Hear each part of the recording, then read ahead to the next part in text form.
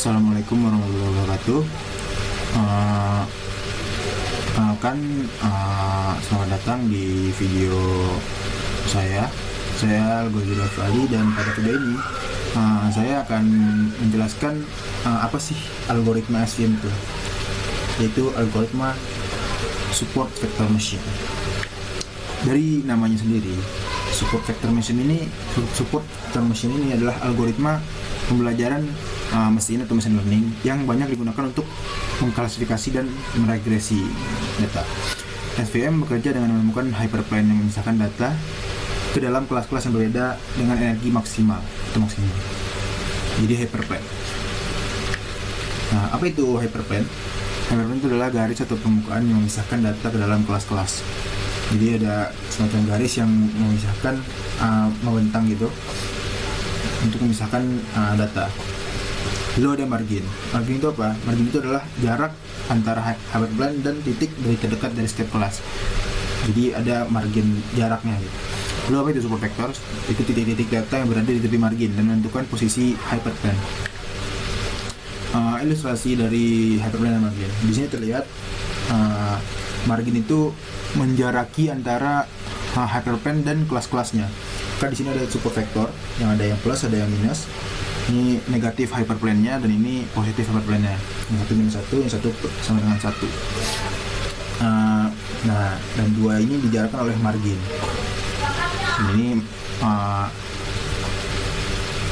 hyperplane-nya. Lanjut.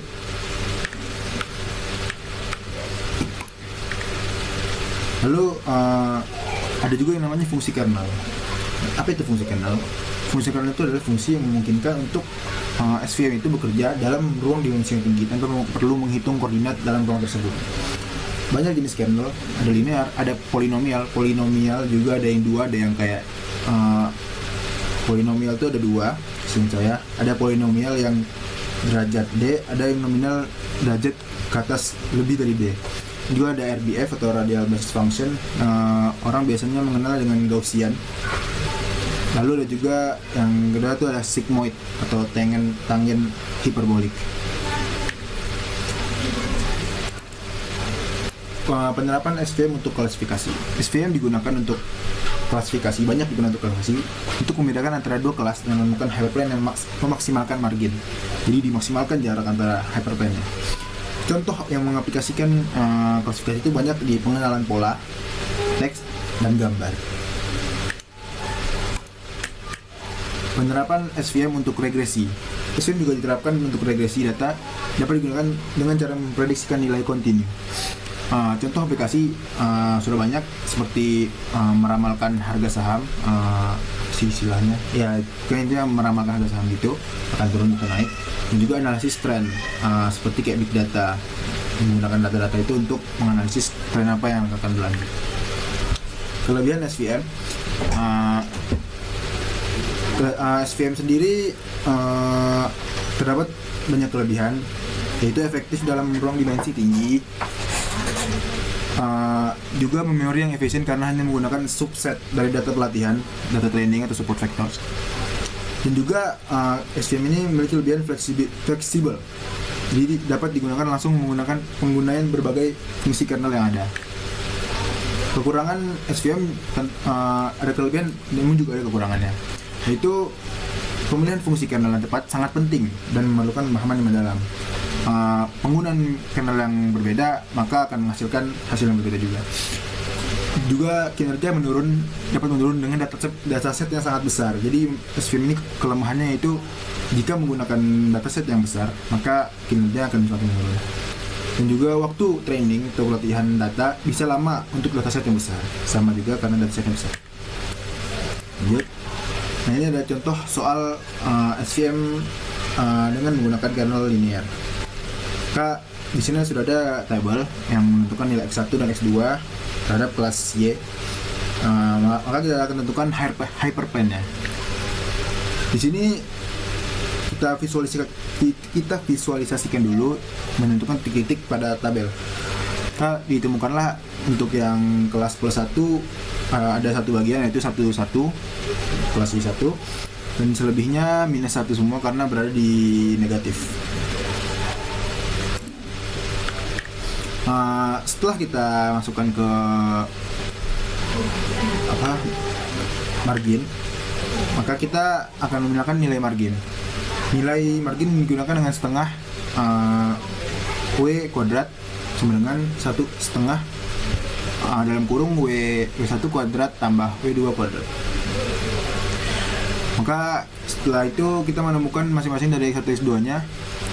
W1 plus W2 plus B lebih besar dari 1 untuk Y1 sama dengan 1, X1 sama dengan 1, X2 sama dengan 1. Minus W1 plus W2 minus B lebih besar dari 1 untuk Y2 kelas Y2 sama dengan 1, X1 sama dengan 1 dan X2 sama dengan 1.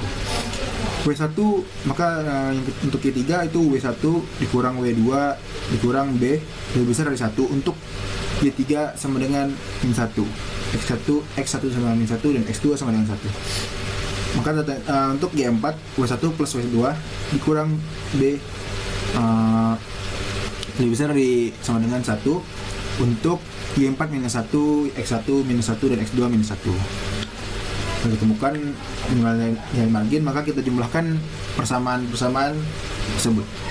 Jumlahkan persamaan S1 dan 2, W1 plus W2 plus B lebih besar 1 dan minus negatif W1 plus W2 kurang B lebih besar sama dengan 1.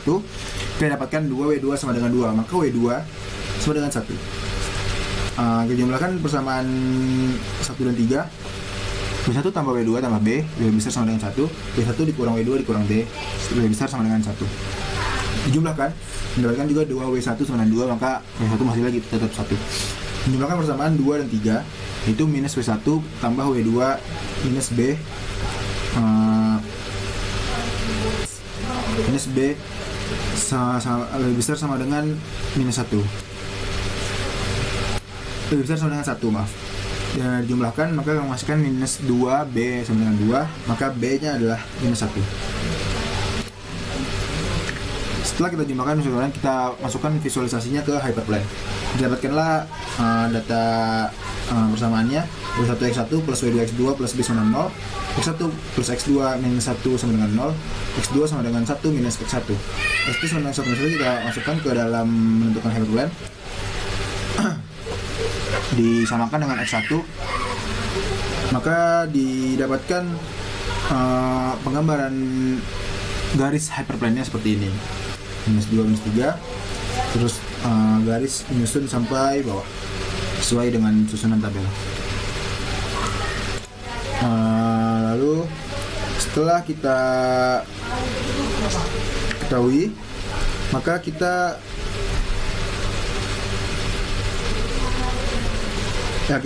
ketahui X1 plus X2 minus 1, maka kita masukkan hasil klasifikasinya menjadi ke dalam klasifikasi yang benar dengan menggunakan sin X1 plus X2 minus X1. Maka kita masukkan ke sin X2 X1, nomor 1 mendapatkan data 3, nomor 2 sama dengan 2, nomor 3 sama dengan 1, nomor 4 sama dengan 0, dan 5 sama dengan 1. Maka data sudah terklasifikasi dengan baik berurut dari 3, 2, 1, 0, dan minus 1.